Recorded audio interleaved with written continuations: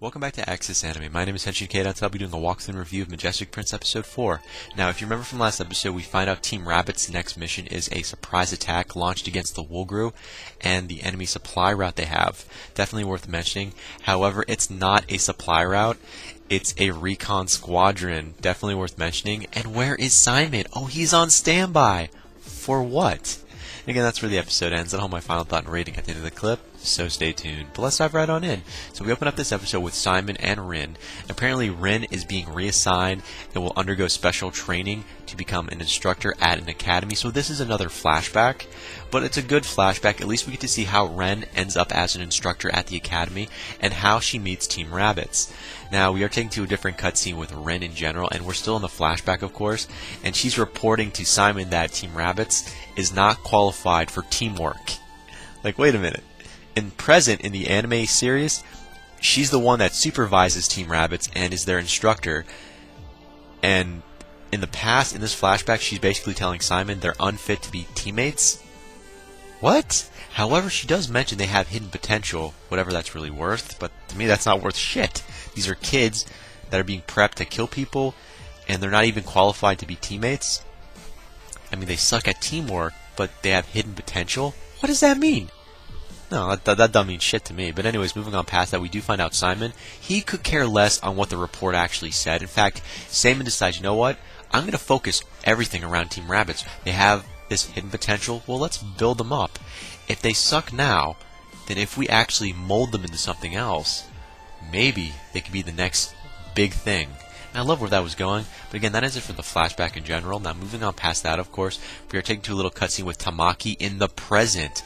Now, if you remember from last episode, Tamaki was under attack, and she looked like she may or may not have been killed. Now, the end result being Tamaki is alive. Yes, fans, Tamaki is alive, so whew. We already had a main character almost die, but guess what? She's alive, so Tamaki is alive. However, her first and her third thrusters have been taken out, kind of. They're under attack. So her first and her third thrusters have actually taken a lot of damage. So she's not looking good, in my opinion. Now, Kay, I should point out, Kay right now is pausing. She's trying to come up with a plan. So Kay, she's the one that has all these great strategies, is pausing. She has no idea what she's going to do next, but she's trying to come up with something. I hope she comes up with something quick, because they're having their asses handed to them on a silver platter. Plain and simple. Now, moving on past that, we are taken to a little cutscene with Izuru. Now, Izuru covers for Tamaki, so Izuru is a knight in shining armor, per se, and he comes in and he saves Tamaki. He gives Tamaki full cover, and it's great. And then Rin starts to order. Well, you have Rin. She's back in the Goldenia, and Rin is now giving some orders, and then Kay picks up it, and then Kay, she starts to give some random orders as well to the group, and everything's starting to come together. However, the Vice Chief of Staff doesn't order a full retreat. He doesn't. Oh, wait, it gets even better. He was being advised to retreat by his supporting staff, per se, if that makes any sense. So even Rin in general decides, you know what? A full retreat would benefit us because we're having our asses handed to us on a silver platter. By the way, I love making that reference. It's a great reference. But anyways, what the fuck? So this Vice Chief of Staff is not doing anything. He looks like he's going to pussy out any second. But he also starts to mention to his staff, as well as I guess to anyone that's around him, that they've put so much money into this project and this operation that it would be crazy to pull everyone out. Either put up or shut up. That's basically what he was saying. I'm like, these are human beings, you motherfucker. These are kids. And you're talking about money? How much it costs to build them up and train them? You fucking prick. Now, moving on past that, we are taken to a little cutscene with Rin. And God bless Rin for actually doing this. She decides to go over the Vice Chief of Staff's head, and she orders the full retreat. Yeah, finally she orders the full retreat. It was perfectly timed. However, Izuru and Asagi, they managed to put together a small little strategy on the side. They actually take out a couple Woolgrew ships that were attacking them, and they create a huge explosion while they were retreating. So this was great. They're exiting the battle, they're retreating, and they managed to create a big explosion which take out a couple Woolgrew ships. I love where it went, but we really don't get to see anything more beyond that. Now we are taking to a little cutscene with Kay. And now Kay is falling under attack by the Woolgrew. Yeah, now Kay is being sucked into this little fight. And it's not looking good. However, Izuru saves her. but he's hit. So Izuru is the knight in shining armor, comes out of nowhere yet again, and he saves Kei. Now, I hope there's going to be a romance or something beyond this between Kei and Izuru, because I want to see romance between these two kids. You can see it. You can smell it. But anyway, sorry, I digress. Again, Izuru saves Kei.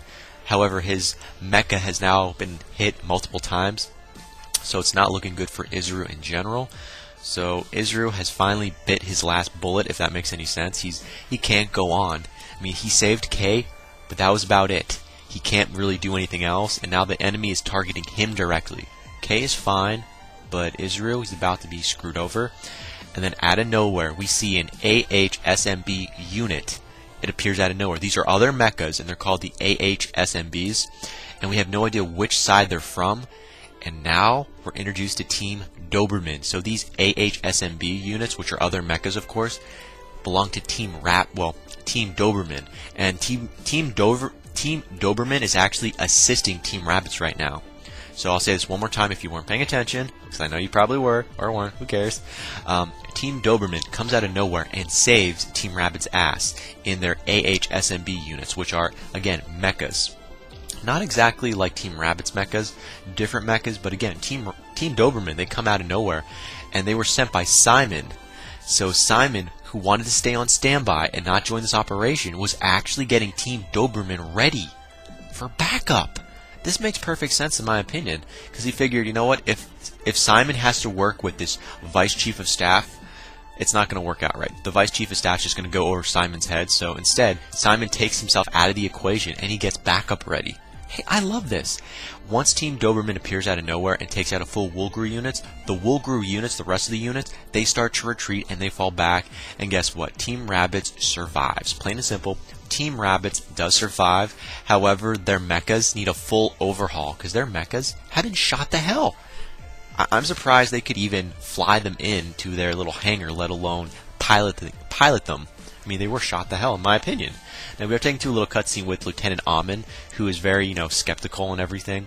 And she points out her calculations, from her point of view, of course, state, although in general, her army, well, I should say, the army that Lieutenant Amon is a part of, although they have the numbers, they have more men, more mecha, more women, more ships, the Woolgru in general, as a whole, don't outnumber them. In fact, Lieutenant Amon's army in general, that she works for, is bigger. They have more numbers. Their numbers are so damn great.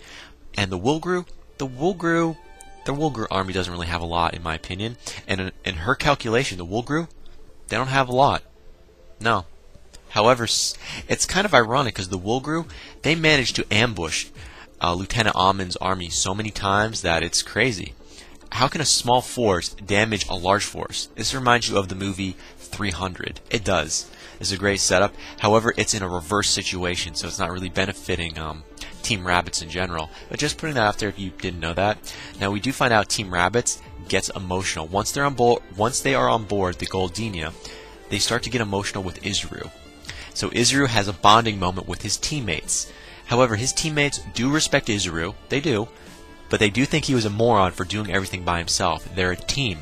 So now they're starting to bond, and they're starting to, come together. I love this. It's an emotional build-up, and I love it in general. And now they're definitely getting close. Now we are taking to a little cutscene with Team Rabbits later on, and they're heading back to the academy. So they've been ordered to head back to the academy, not only to get a huge overhaul on their mechas, but I guess for updates on their next operation probably, among other things, of course. Now, once they get to one of the hangars and they get off, of course, with Ren and their head mechanic, Team Rabbits tags along, and Team Rabbits finds out their head mechanic is heading home to see her family, and that she's an heiress. So wait, the head mechanic is a rich girl. She's a rich woman in general, and she's also one of the sponsors? What?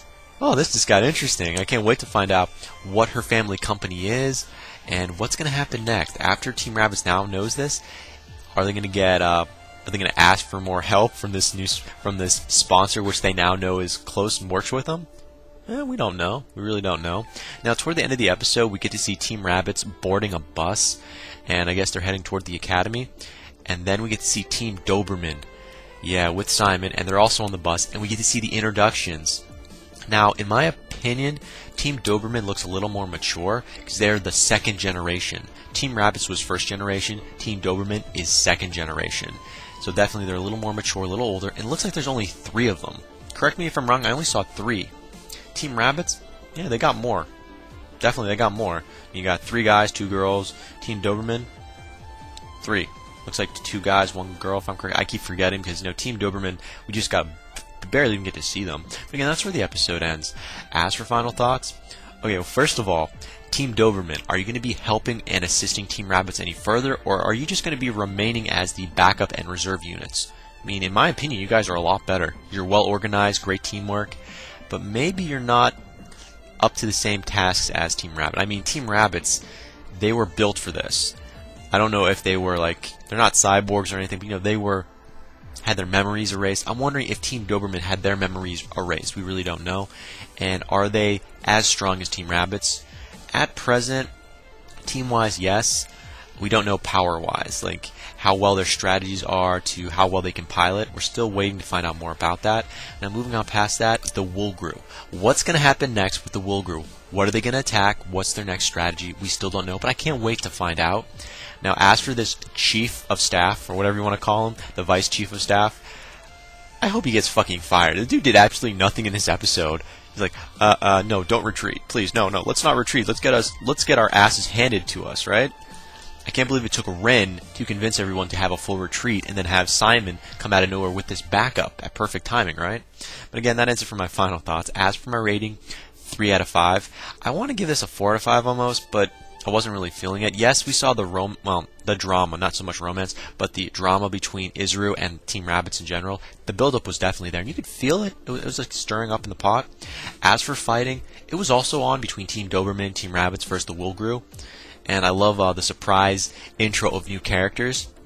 Definitely great to see Team Doberman in general. Can't wait to see where that's going to take us. And again, that ends it for my final thoughts and my rating. I didn't want to see 2. I said that both at the same time. I'll say that again. That is it for my final thoughts and my final rating, which is 3 out of 5. And that is it for my walkthrough review of Majestic Prince Episode 4. So definitely comment down below. Let me know. Thumbs up, thumbs down. Definitely subscribe. Check me out on Twitter and follow me if you like. Let me know what you thought of this episode. And let me know what you think's going to happen in the next episode that's coming out. But again, guys, that ends it for now. I got to hit the bricks and I got to go. And before I go, I got to say it, and I always say it. You can't stop the access, but you can watch the feed. I'll see you later, guys.